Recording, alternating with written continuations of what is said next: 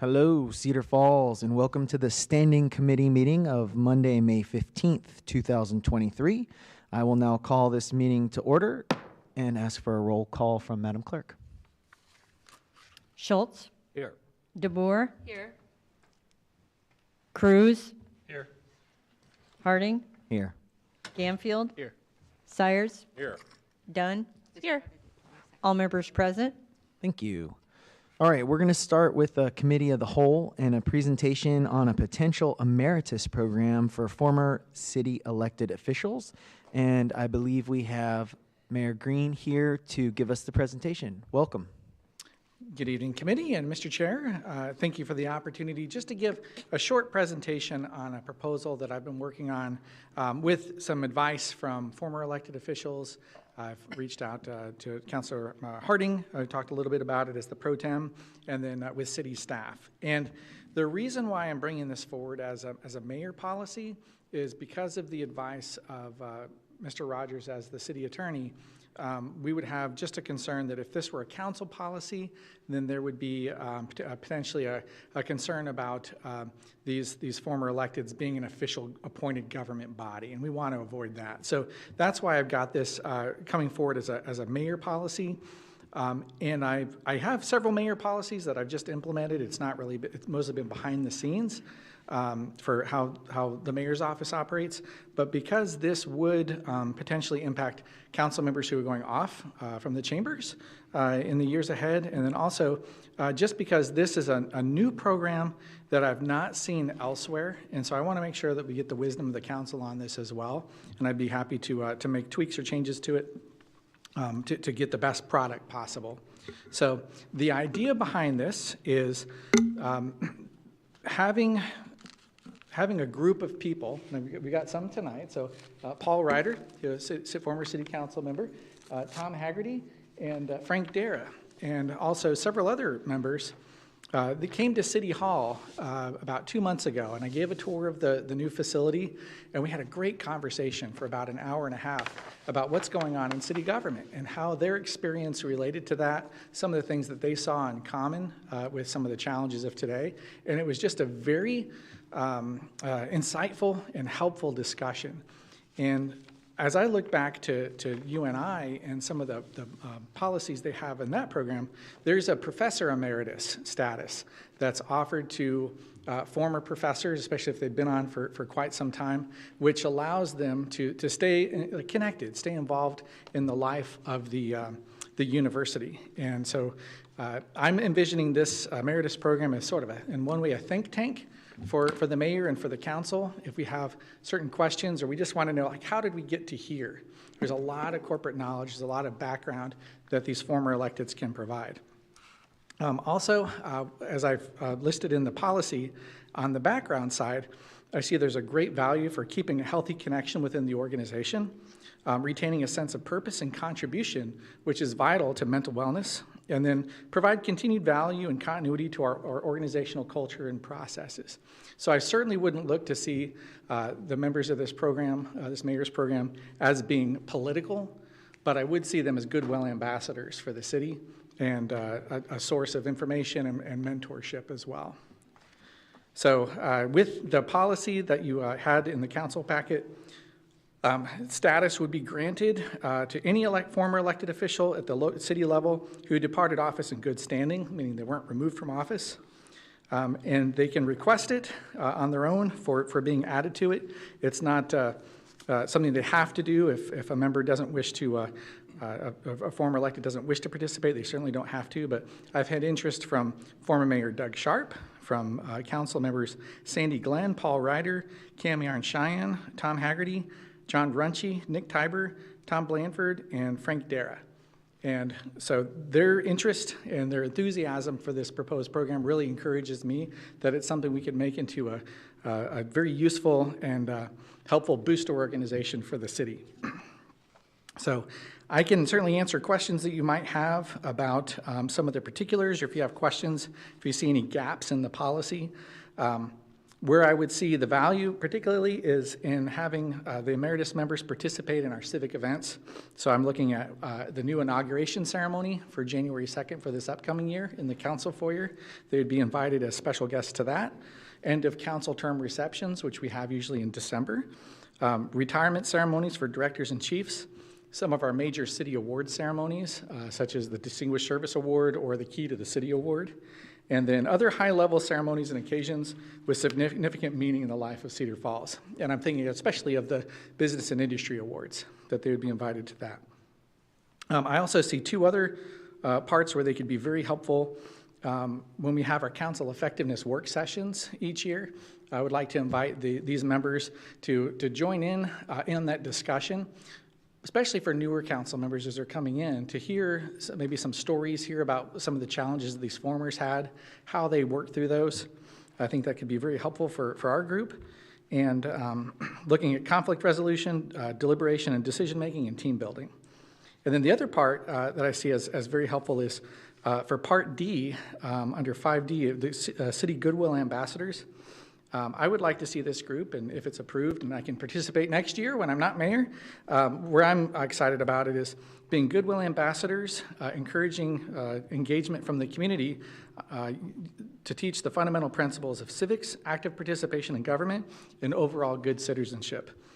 So that can include special events such as city facility tours, some of the official receptions we have for scout groups when they come to visit City Hall, and then other informational gatherings.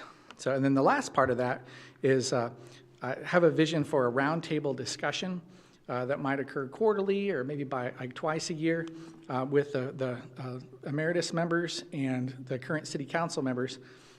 Can't break the open meetings laws, but to have a way to either record it or make it available for the members to just talk about an issue of the day or something that was an issue in the past, to retain some of that corporate knowledge, maybe hear some of the backstories of how things happened the way they did.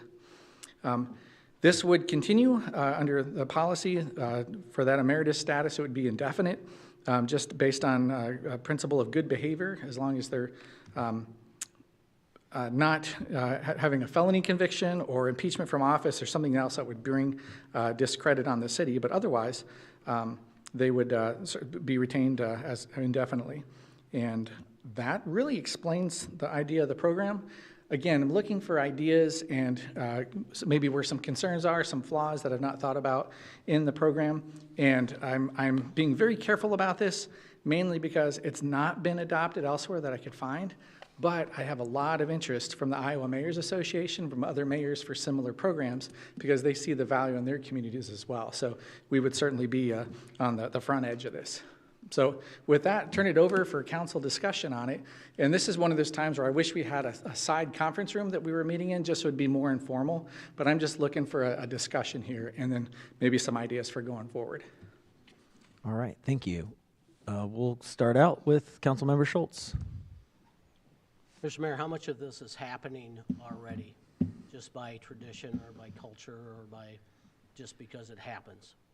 I think, I mean, I'm probably not the best person to answer that. It might be to the former electeds of how often they're invited, how often they participate in activities.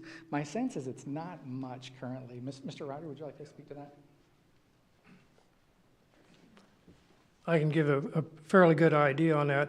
It's informally been going on for a long time, but what will happen is when someone was leaving the council or leaving city government, we would have a reception, and then a lot of us would show up. So I do think it's happening, but this is probably something a little more formal to get people together besides just those instances. But yeah, there has been quite a bit of, participation by some of us after we've been off the council.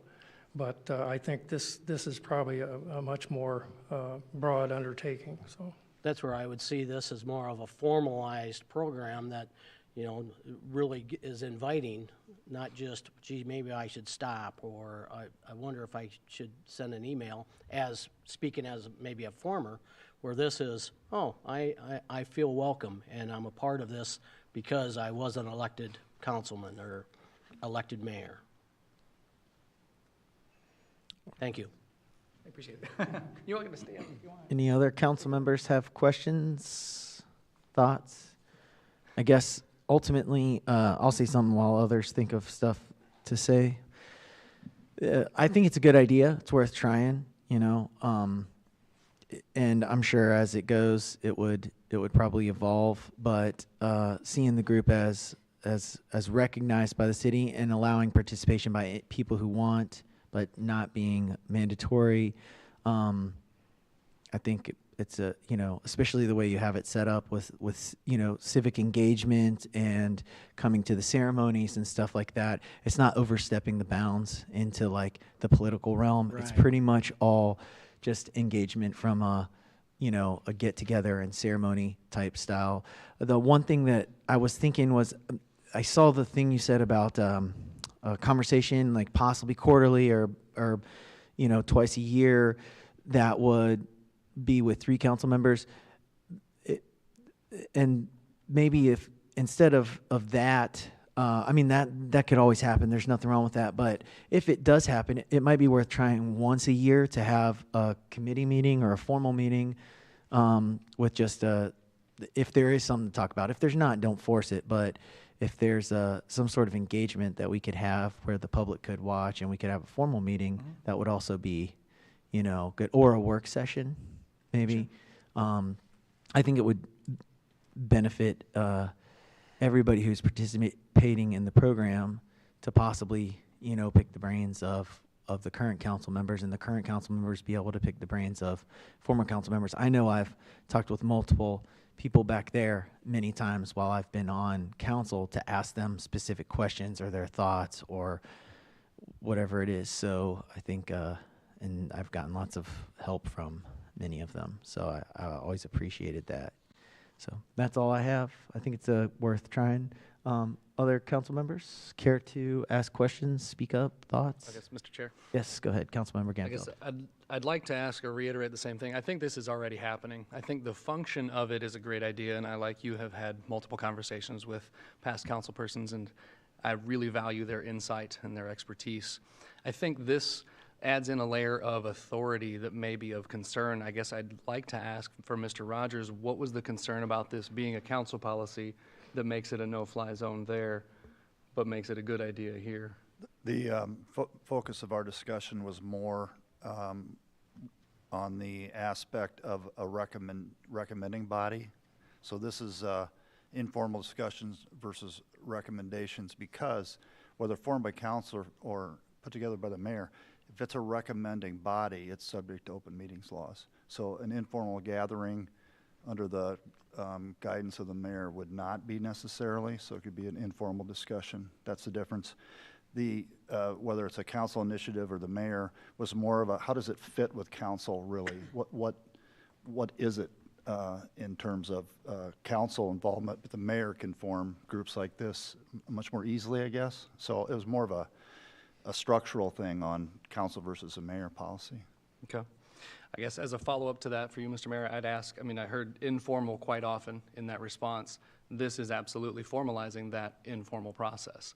So why the need for the formal policy is one side of that question.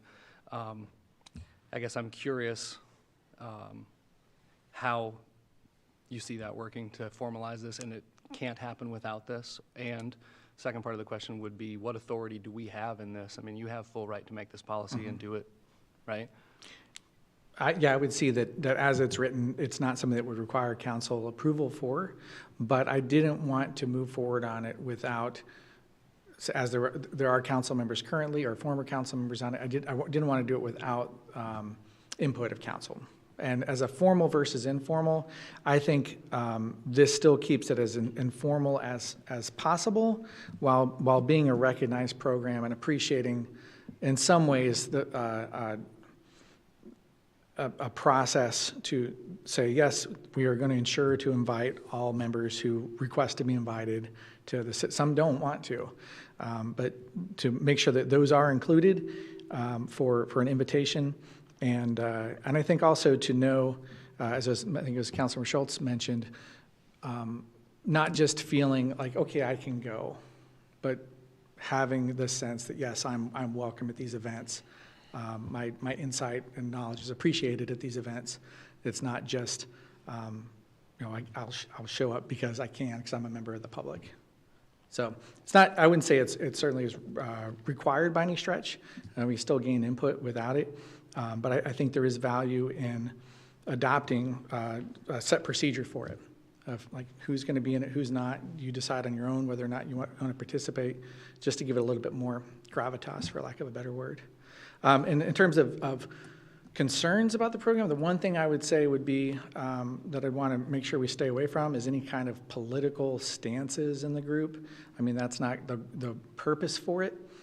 So it certainly wouldn't be a lobbying arm, but if asked by a mayor or by council members, they could provide some insight, but we wouldn't look to, or the group wouldn't look to lobby council on policy, because it's not really their role, or not really the former's role any more than any other citizen would be.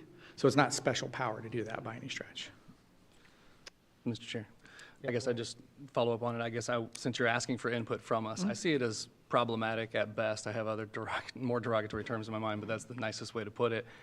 Given that this is an elected position, we owe it to the people that elect and unelect to do what they've asked. I think this adds a layer there that's problematic, is what I would say. The idea that wouldn't become a lobbying arm, I think, is potentially ignorant, and I don't think it's a good idea. That's my point on it.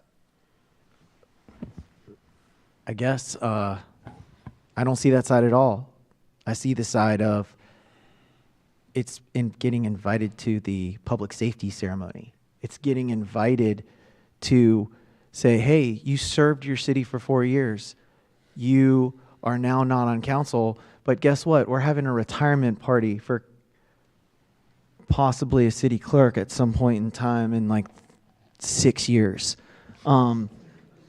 So, honestly, I've served the city for 4 years. I'm stepping down, and I would love to be invited to that, just to stop by and say hey to these people.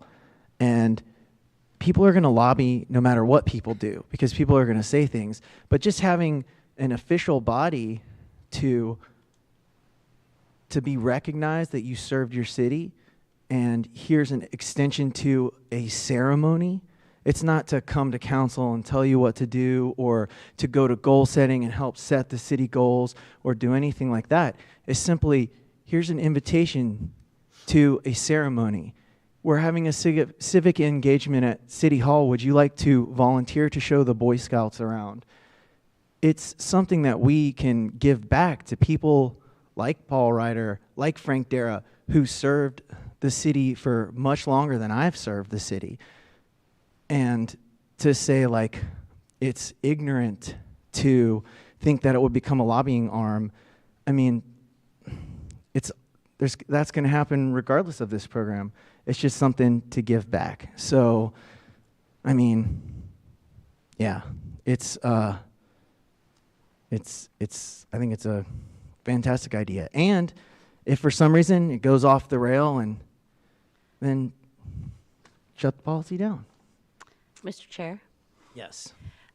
I look at it as neighbors being neighbors. I have lived here long enough to remember when Paul Ryder served, remember when Tom Haggerty served. Obviously, I served with Frank. But if you're new to this community, you may not know who your past council people are. And I think of my own situation when I was elected, it was a special election.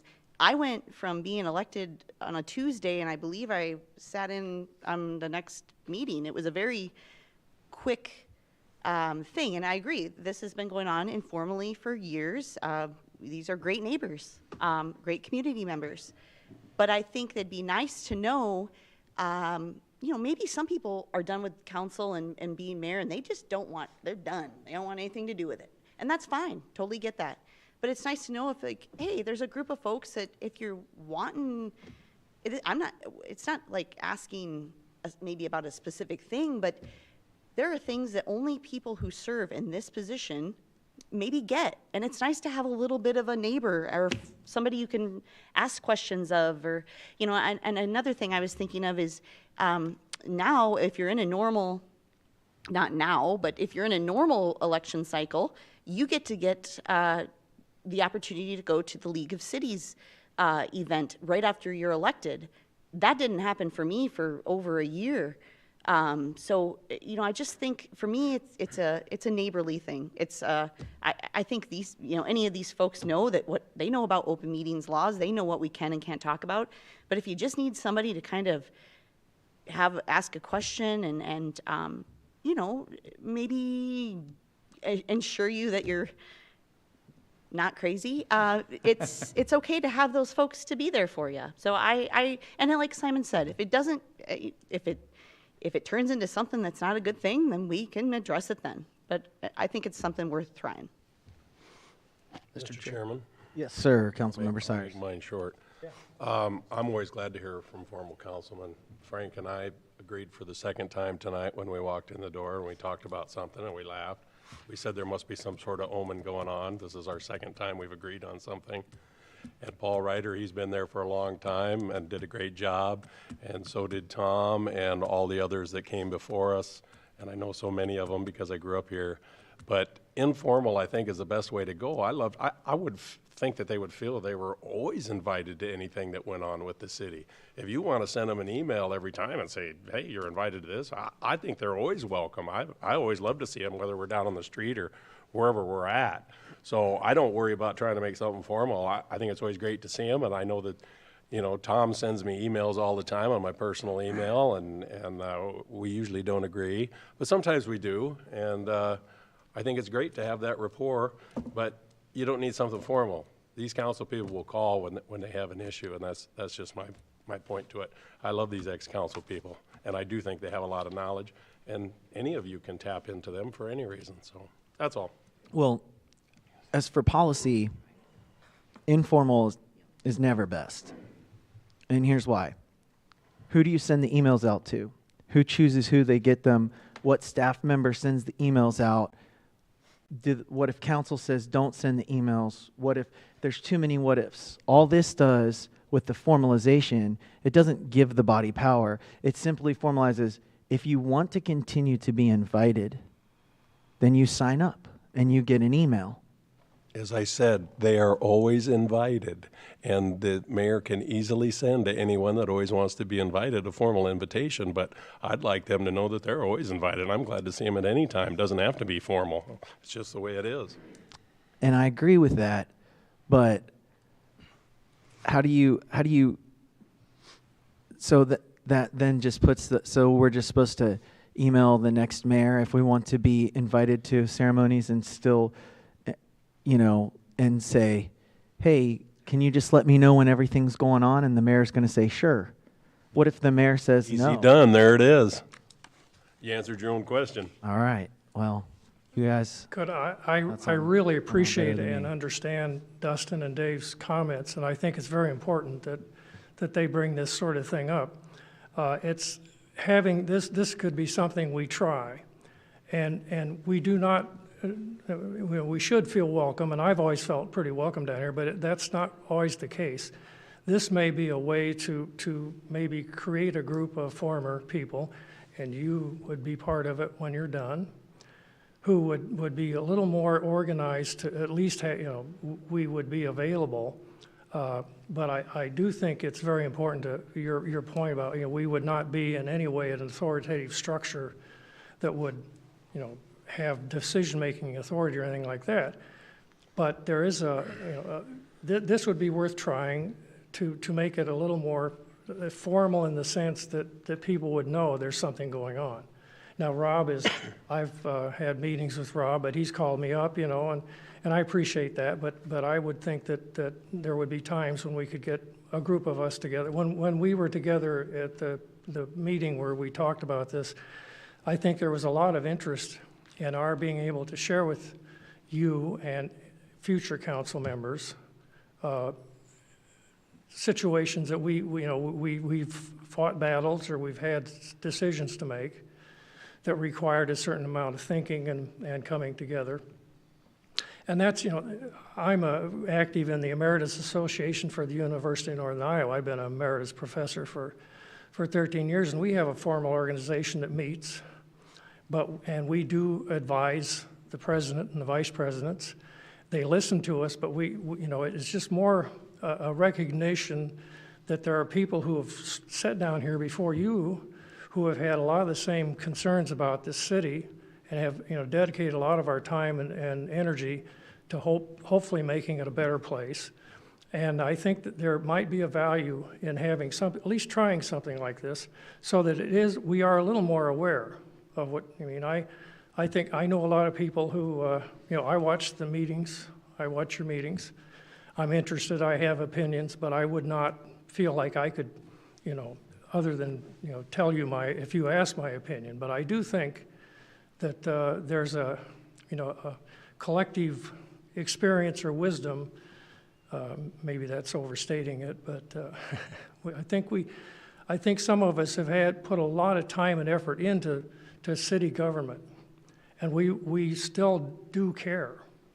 And it would be nice to, you know, it's one of these things, and you know, I'm old enough to appreciate this, but when I retired, my hope was not to fight hard to not become irrelevant. So when you're an older person and you've done a lot of stuff and you have something to offer, you keep trying to, you know, to make your contributions. And this just seemed to me like something, well, you know, if you're interested in what I think, and I do have opinions, I might be able to help you, but I do hear you guys, and I appreciate what you said, and I know we respect you guys too, but I do think that it may be worth a try. But, you know, if it gets out of hand, I imagine that the group of people that you know, if any of us got, you know, overstepped something, the others would tell us to, you know, back off.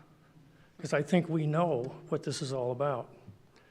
And we were elected and we had the responsibility, but then we moved on and you have it now. But we have not forgotten what that was all about. And so, you know, for what it's worth, I think it might be worth a try. And I would certainly want to participate in any way we could help you. So, Thank you. I guess I would have a question. I guess where I'm confused is, and I respect all sides what they're saying, but I'm confused in what situation it would pop up as to where this group would potentially overstep their bounds. Because based off reading the policy, it's basically you just get a name tag and you get invited to an event. I mean, I guess so. Where would that situation arise? Where would we all be meeting where the emeritus would be telling the current council what to do or when to do it? I think something like that could happen by a misinterpretation of what maybe somebody's saying or something like that. But I do, you know, I tend to agree with you. I don't think there would be situations where any of us felt we had any kind of authority to, you know, challenge a decision or something like that. But I mean, that may be a matter of how people interact. So True. But from what I see, this is really kind of a way to bring together people who have something to offer, and as long as it doesn't step on, you know, the process, the legal process, and we should be aware of that. I don't think there should be a problem, but. Mr. Mayor, could you speak to that? I mean, are there situations based off the policy where there would be? The only time I could see it happening is if we did have like a quarterly or biannual meeting and we talked about issues, and the group wanted to have some sort of a communication, like if there's a great concern about something, that I wouldn't mind having that information given to the mayor for consideration, but it would need to be basically like a private letter. That's why this would be a non-governmental body. I guess the question is, when do you reach like a recommendation? If it's not a recommendation, but just like issuing a concern, I think privately that could happen. But that wouldn't be the point of it. It'd be more, again, corporate knowledge and mentoring to individual council members into the group as desired by the council. Yeah. Mr. Chair, Yes, go ahead. what if we didn't have the quarterly meeting in the policy? I mean, You know what I mean? Like, Yeah. Then it's I'm just thinking ceremonial like, and that's it, yeah. well, I mean, because I'm thinking like, for instance, the list of folks who are agreeable to this is, it's just nice as a council person, be it a new council person or, you know, somebody who's been on a term or two. So if, I don't know that we necessarily need to gather, and maybe I'm wrong, but maybe we don't need to gather formally in a work session or anything, because I kind of feel like we've said, this is kind of happening. I mean, these are folks in our community. If you're active in your community, you're probably running into folks and having nice conversations, and like you do with any other citizen. So what if that part was out and it purely is the ceremonial? Sure. I'm fine with Start that. that way. Ultimately, I just really think it's a way to extend a formal, Respect. respect to people who have served the city. And I don't just say that because I'm jumping off. I would hope that others who are not would want to do it. If not, then that's also great. They don't want to do it. But Can I say something, or do we get an opportunity? Or Yeah, sure. Out of time? no, go ahead. If you're going to do this formal, informal type of thing, there are some things you should change on here. You shouldn't have to apply to be a former person when you are automatically a former mayor or former council member by the fact that you're not on anymore and you did serve. So you shouldn't have to fill out an application. We already do, like, number 5, I believe the city clerk has sent out invitations. I'm not sure how they do it with email, since we don't use our own emails anymore. But we've always sent out invitations, and I hope we continue to do that. I think 5B, if you're talking about goal setting or council effectiveness, I'd really be hesitant about having others participate in that, because that's always been just the newly elected people, unless you're talking about some other event. But I'm assuming you're talking about goal setting. No, this would be the work sessions where currently they've talked about the ex parte communications, and like it hasn't really been topical in the past about like teamwork and working together. It's been more information about ex parte. That's what we did at the community center last year with Ehlers and Cooney. But that's what that's meant to be, is to provide information for new council members of basically how council works. Yeah, but our attorneys do a very good job explaining the ex parte. I just really caution on that 5B. As far as the task force boards and commissions, I believe we're already doing that. We're already asking them to do. So that's kind of a duplication of what's already being done. Okay. Mr. Chair? Go ahead. So I just wanted to look through a couple pieces of this. Obviously, the invitations are already going out. The function that we're talking about in a nice light is going to continue. I don't think that the formalizing policy needs to be there. I would reiterate, this is not seen elsewhere. The policy itself acknowledges its novelty. There's an added cost, including minor cost incurred for name tags and things of that nature. And then talking with the public, if you're at an event and you see Councilwoman so-and-so and you share a perspective with them, assuming that they are an active council person, it's disingenuous to our public that we serve. I think it's too new to try right now when we're doing all of the good things that you're talking about it bringing about. And again, with the work sessions and the roundtable discussions, to become an advisory body, I think it has a little more weight to it by formalizing it. I don't think it needs to be formalized to respect and honor those folks that have served. I think we continue to invite, and they're always welcome at public events, as are any members of the public. They can easily sign up to get emails for these functions. There's nothing that's removed by not having this policy, but there is enough concern to not push it forward. From my seat, it sounds like a few people really want to try it. I don't think we've had experience with it being easy to change things that we're just trying to see how they go. So I'm hesitant in that regard as well. That's all I got to say. Okay. Mr. Chair. Yes, sir. Councilmember Cruz. Thank you. I guess I'm leaning towards keeping this as an informal situation, similar to what we have now. I do like the idea of having a well put together contact list of these people and how to reach them, because I know of them. I don't know how to reach them readily when I would like to. I've reached out to a handful as sounding boards over the years. I hear from some of them more often than others. Tom, thanks. and I value the feedback. But, and you've said this already, I look at it as social events versus directing policy at goal setting. And those are two extremes, of course. But, they're citizens like everybody else, and I understand where their feedback is coming from with the experience that they had, and I recognize that right away.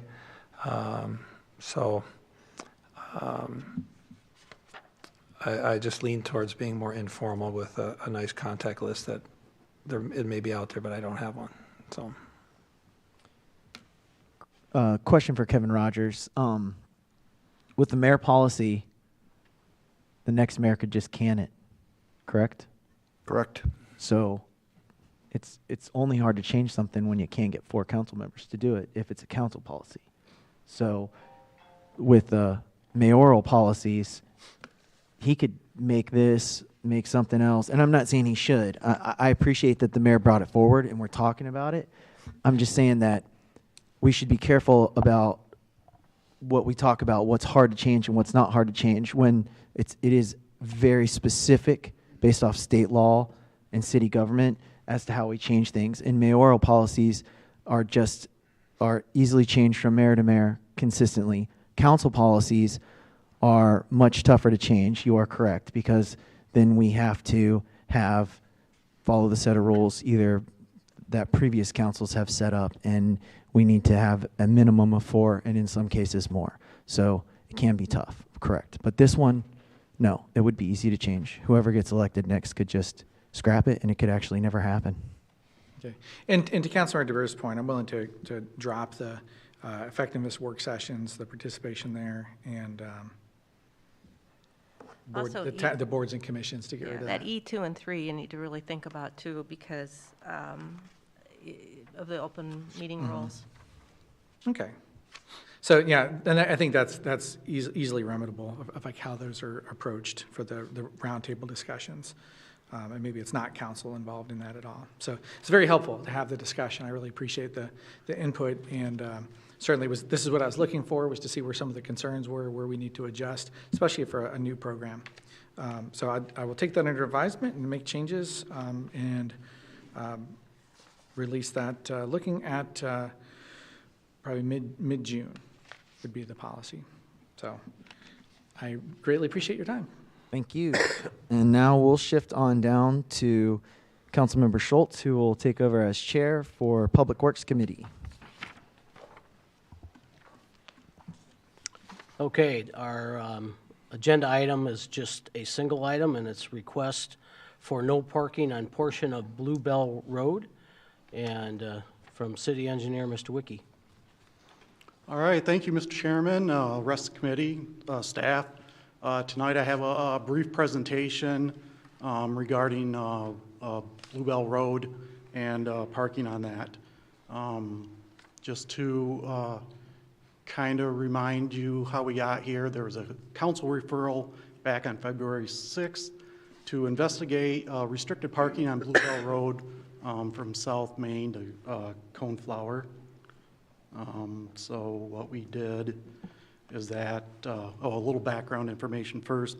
Bluebell Road is your typical 31-foot wide concrete back-to-back street section.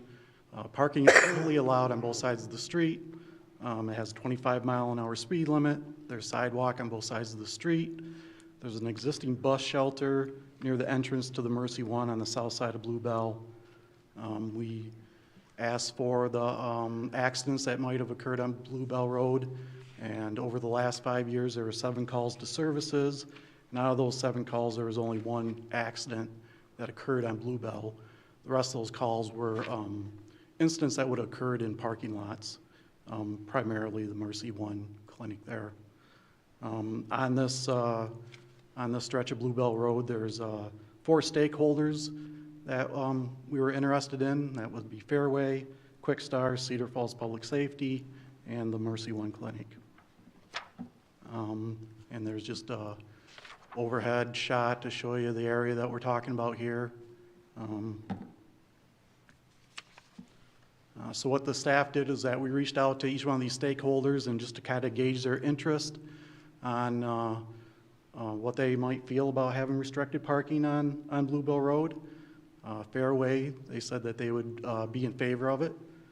They thought it would improve truck mobility in and out of their parking lot. Quick Start did note vehicular turning movements, particularly in and out of their parking lot. Public safety, they commented that the restricted parking could help with eastbound emergency responses, but they also preferred to keep parking along Bluebell to provide parking events for the public safety facility. And then Mercy One, they indicated that they do have staff that does park currently on the south side of Bluebell Road, and that's basically just to have quicker access to those certain employees to their normal entrance into the building. But they said if the parking was restricted, it wouldn't have any effect on their normal business operations. And having said that, then would be in favor of the restricted parking. So this is what staff envisions, taking all the comments in consideration from the stakeholders. The red outlines there are where we would be looking at restricting the parking on Bluebell Road. So, you know, given all the comments and feedback that we got from the stakeholders, staff recommends that we don't foresee any issues if we did restrict parking on areas of Bluebell Road. And with that, we request a motion to have staff draft an ordinance to restrict parking on Bluebell in those areas that are shown on that preview exhibit. And with that, I'll entertain any questions. Questions? I have a question. Susan? Since the original request was just to Coneflower, how come the red line goes all the way down to the entrance? Because isn't Coneflower just the divided boulevard? Or is that also called Coneflower? Right. Is the driveway into Mercy One? So when we looked at this and we're thinking about, you know, the possibility of restricting parking for sight distance issues coming around that curve, we thought it would be a good idea to include that as part of the restricted parking on the south side of Bluebell as it comes around. So it currently has parking allowed? Currently, there is parking allowed. Mr. Chair? Done? Does it muddy up, I guess maybe this is well, whoever can answer it. When there is an event at the public safety building, does it muddy the water too much to allow for parking when there's no parking? I imagine that could get, or maybe it's not. So what we drafted up is to restrict that parking starting at that entrance to Mercy One and to Quick Star there. So there would still be open parking going back towards Main Street. Okay. And then, if additional parking would be required along Bluebell, if it was a large event, it was expected for a lot of participants, we could always cover the signs temporarily for that event to allow more parking along Bluebell if needed. Okay. Mr. Wiki, can you recall or refresh my memory on the February 6th council? What was, a few of us talked today, cannot remember exactly which one of us or what was the generation of this request. I think the impetus came from Mr. Ganfield. Mm-hmm. I think you had requested us to look in and investigate restricted parking on Bluebell, is where it stemmed from. Yeah. Correct. The consideration actually came from residents' concern. There was a temporary parking ban during some of the construction there. When that parking started again after that, they saw that it was impacting traffic flow coming in and out of the gas station. So it was a resident request that lives in that neighborhood. Obviously, the South Main and Green Hill being opened back up will alleviate a bunch of this problem. But I agree with you, the sight lines coming around that curve can be problematic. But that was the generation of this request, that it was hard to traverse that street with a lot of traffic increase on Quick Star. The other thing that I just kind of will throw out there is the current zoning in this area is zoned M2 or MU, but it really operates like a commercial district given the businesses that are there. And typically, in a commercial district, we usually don't allow parking on the street. Okay. So Mr. just Cruz? food for thought. Thank you. A couple things come to my mind here. If there's a concern of getting in and out of Fairway, we can open up some space for the semis to drive in, have wider, no parking.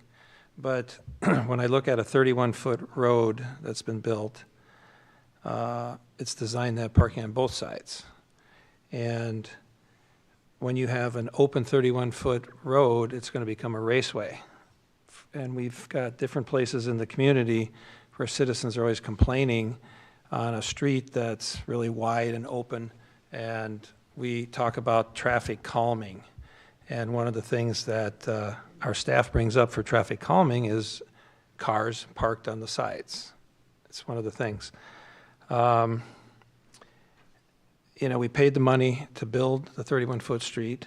If this was designed, as you say, in a commercial where there shouldn't be parking, then it shouldn't have been built 31 feet. It could have been 24 or some other dimension that would have been more logical to save the concrete and the water runoff, that sort of thing. So I'm not really in favor of restricting the parking other than by the entrances to Quick Star if they want it. They don't seem to care. Their semis must go in and out adequately. We have streets all over town that are 31 feet that go around curves. There's parking on both sides. I don't like taking away a public amenity, if you want to call it that, of parking on the street that was built to accommodate that with a 31-foot back-to-back. That's how I look at it.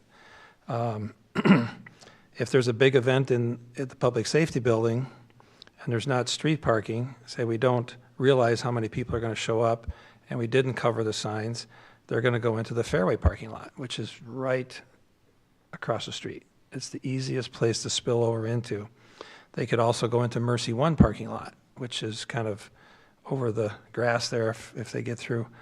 So I don't like the idea of restricting parking all the way down around the bend. I would be more in favor of just at the entrances to Fairway, the egress out for the fire trucks out of public safety, if they want to have 2-3 spots open there. I know you mentioned that you're going to keep the parking west of Bluebell, or whatever the street was called. Coneflower. So that kind of contradicts the concern that the public safety exiting with the emergency vehicles would be a problem. So that's where I come at that. And I mean, if we want a motion, I'd make a motion just to take the parking away from the entrances to these ingress, egress from public safety and Fairway, if you want to do anything. Mr. Chair? Ms. Dunn? Okay, so I have a recall of this, and this is an area that I used on the daily because I used to work out on Prairie Parkway. So I feel like if you haven't actually driven it, you might not understand that it does get to be kind of a cluster. There was a change, and I think it was because I think Mercy One did some construction to their building, and at that time, because there was lots of construction and contractors' vehicles, that had people parking more on the street. I think until then, really, unless there was a special event, I didn't see people really utilizing that. I think that, and I do also want to point out, I don't think we're supposed to just assume that it's okay to park in another business's parking lot, because that would be shared parking. So don't just go park in Mercy One's parking lot, I think is a good thing to remember. I guess I also got the same emails, and it's not just one person. It was a good group of people, and I actually thought the same thing. As you go in and out of the Quick Star parking lot, it gets to be kind of dangerous, especially when it's high traffic, when people are coming in the morning and in the evening when they're getting off work. So I think it's a good idea. I am only one of 7, but I think we're making a mountain out of a molehill, and it's a safety thing, and I wish we would consider that. Okay, any other, Susan? I guess I'm looking for your opinion. If we were to try something, if we tried doing what's on the map here, just the north side by the Quick Star as no parking, so it's the entrances to Quick Star, but leave the long red one, leave that as parking and see how it goes? Or do you think that there would be problems with leaving that parking? In other words, you're requesting that we stop on both sides, just ban the parking on the north side there by the Quick Star? Well, I think if we're talking about the restricted parking just in that area, from the Quick Star, most west entrance to Coneflower, I would feel comfortable if we're going to restrict it to probably to restrict it on both sides, just to allow better movements of those delivery vehicles in and out of Quick Star. So, Mr. Wiki, as is what he's saying. is what you're saying, or from Coneflower on both sides restricted? And then have the bend be where no parking would be allowed? Or parking would be allowed? Well, sorry. the bend area, the curved area is, just the perception of coming around that curve. If we had the restricted parking along there, it would probably help out with people coming around that curve. Okay, so, Mr. I guess you're saying it would help out, but we had one accident in 7 years? Is that what I'm saying? 5 years. 5 years, 7 events, or 7 calls for 7 service of calls some for sort? service. What would the other calls be for? Do you know offhand? Half of them at least were like minor fender bumps in the parking lot of Mercy One. There was a couple others that there was a call and then it was rescinded, and another one was out on Main Street.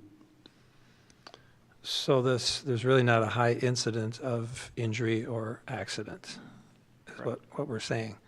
So again, I go back to my thoughts that we have a 31-foot street that I suppose the city paid for this, or the developer, somebody did, and we're not going to utilize it, and we're going to have a raceway. Speeds are going to speed up because it's a 25-mile-an-hour speed limit there. And I know when you have a wide-open 31-foot area, it's going to go faster and make it less safe. That's how I look at it. So that's just my thoughts. I have a question. Go ahead. Do we have traffic count on how many people were utilizing that parking there before the Main Street construction and after, as it's become a problem? Obviously, this is a newer problem, correct?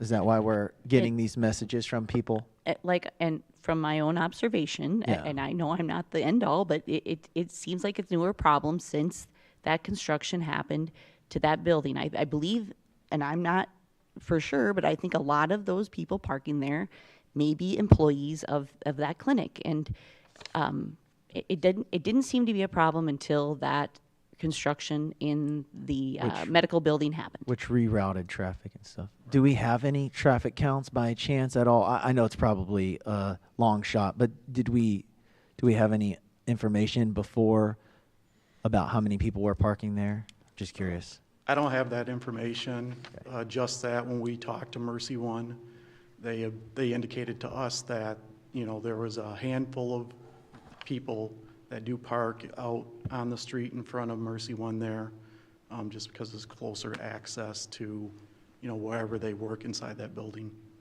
So I guess based off of it seeming to be a newer problem and the traffic rerouting and everything and people messaging to request it, I would support trying this as it's stated. So, a final question here, or it appears there's a retention pond in the northeast corner of Coneflower and Bluebell. Is that lot available for development, or is it set as retention and there will be no further development right on that corner? Well, that's regional detention there on that corner. I'd have to look in further to what potential development might go further into the future. So you mentioned that this was M1 or MU, Right. and that if this is typical in, you know, the College Square area or others, the speed limit would be 35 in here, and there would be not parking on each side? Or how does this match up to similar business areas where you have commercial or non-residential in an area like this? Well, if it's like a business district, then it's, I typically would see, I'll take, you know, along College Hill as an example. You know, those businesses there are, you know, a lot of businesses. There's a lot more density there. So that's got a, you know, that's a determining factor as well as, you know, what goes into the thinking of parking and non-parking. Okay. Do you think that building on the bottom left of the screen there, it'd be in the southwest corner, would that have any deterrence on turning that into a speedway out there? Would that help control? Mr. Birdie, would you have? Well, you'd like to think it would, but really the part you can see from Bluebell just looks like an office building with fire trucks inside the doors. So. Put a cop car Mr. out Cruz, there. and then we'll move this on. I guess we've had a lot of comments there of changes that have taken place with construction over the last 2-3 years. I think there might be merit to consider postponing the decision until the roundabout is complete. Everything settles down, people get their traffic patterns going to and from Mercy One or Fairway or so on. Because we're speculating on what to do with construction taking place and rerouted traffic in a big way right now. Mr. Chair. Mr. Harding. Instead of like flip it, it seems like the problem is because of construction. So is there a way to put temporary no parking signs out there until the construction's done? And then see That's if we could certainly take it away? Because it seems to me that the issue is stemmed from the construction. So if we could alleviate it while the construction's going on and then reassess when the construction's done, that would seem to make... And then how many cars are for the construction workers that are parked there? That'd be an issue as well. So I think a lot of this was noticed during the construction project when the full detour, or I'm going to call it a detour, was set up on Bluebell. People noticed that the individuals from Mercy One were parking on Bluebell. They had a parking lot overlay. Those individuals noticed that they had a closer door that they could access and get into. They began parking on Bluebell. When the construction at Mercy One was completed, they continued to park on Bluebell. Keep in mind, all of our industrial parks are 31-foot streets with no parking to accommodate for truck movements in and out of facilities like Quick Star. And Fairway. I guess that's where I was looking for a like location. I didn't think of the industrial, so. Mr. Chair, Yes, go ahead, Mr. just worth reiterating, the only options we would have here would be to request of Mercy One staff to not park there, and they can choose to go ahead and do so long as parking is not restricted. But for a safety improvement and matching other commercial districts in town, removing the parking as you've recommended here would be the salve. There is a development happening to the southeast of here along Wild Rye Way with condos going up over there, so some of that traffic will continue. But I don't think it was just during the construction season, as many of the residents that reached out said once those no parking signs came down and parking went back up, the roundabout was open. There wasn't any detouring happening when they were complaining about it. It may have been a recent thing, but increased traffic in that area is just going to add to this problem. So for that reason, I'd like to make a motion that we have staff draft an ordinance restricting traffic as in the red overlay. I'd second that, but I have a question. Would we need to draft the ordinance, or would we just need to put this onto the list of, because we have a no parking? To change the I'm ordinance. just curious. We To put- draft an ordinance change. Mr. Roger? Okay, just making sure. Okay, so if we're going to write tickets for violating parking restrictions, it has to be in an ordinance. So the direction would be to direct staff to bring back to regular council, changing Okay. the ordinance. Thank you. Just So I think at this point, we had a motion and we've had a second, and now we're Comments? voting. Comments? Comments? Mr. Cruz? Well, that's what we do. Mr. Motion Cruz? and a second. A point, the roundabout is not fully functioning. It doesn't, at least as a few days ago, the southbound section wasn't open. Maybe it is now. I think that was temporary. They were doing sidewalk. Sidewalks didn't work like that, so So I don't know that it's fully functioning as of yet, is it? The roundabout is operational, correct? All legs of it. All legs of it are open. Okay, that wasn't, not that long ago, so that would change how the parking is affected, but I might be in the minority here. Any other comments? Do you want to open it for the public? It's up Sure. to you. I just Any generally other, have a motion. sorry, any public comments?